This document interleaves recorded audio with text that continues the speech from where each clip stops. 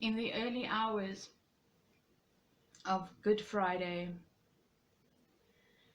Jesus is eventually laid at the feet of Pontius Pilate to deliver judgment on his life.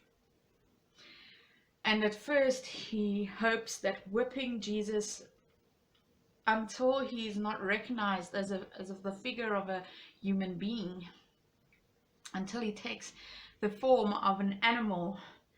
That's how badly he was whipped. He hopes that that would be enough, and he delivers Jesus into the hands of the Judeans who vote to have Jesus crucified. Jesus then drags a cross all the way to Golgotha.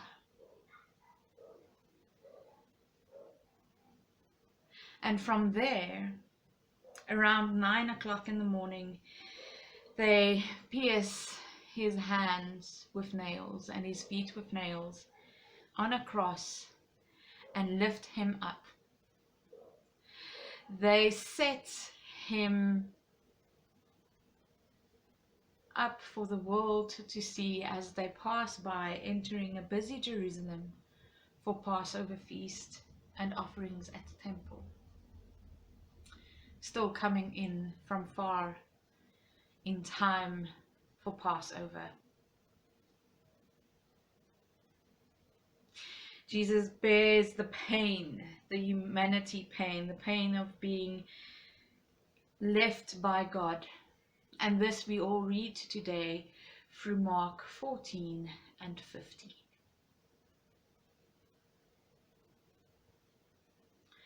Jesus endures the pain of humanity and the suffering of humanity and of our sins up until his very last breath, even though it is not necessary that he dies, because he has conquered death before that and sin before that, but he goes to the very ends of limits.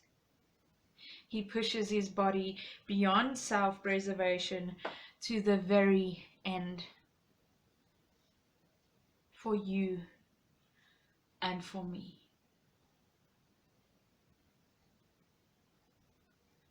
A time that those who love him mourns, some hides, some jokes, some don't even get it. But today we commemorate that on this cross, Jesus gave every last breath for you and for me. And today, even though we are in Easter weekend and we celebrate with friends and families, I invite your family, your space, to create a moment where you can sit and read from Mark 14 and 15 and commemorate mourning of what you have lost,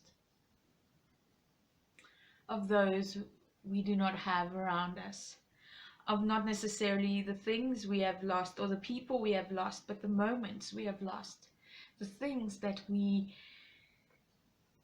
truly miss in our lives, the wants, the needs. Because this is the time of mourning. And how easy is it that we can trust God? We can trust Jesus with our hurts and our pain and our suffering, because he endured it all for us. There is a tradition in many churches called stripping the church, and that is essentially what we are doing, and that is removing everything from our space and emptying our space into the emptiness that loss brings. You are more than welcome to do that in your house.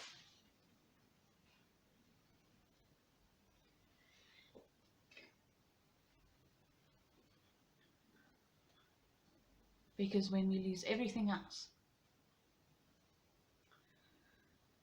The cross becomes the ultimate sacrifice, the ultimate hurt, the ultimate suffering for us to be able to live.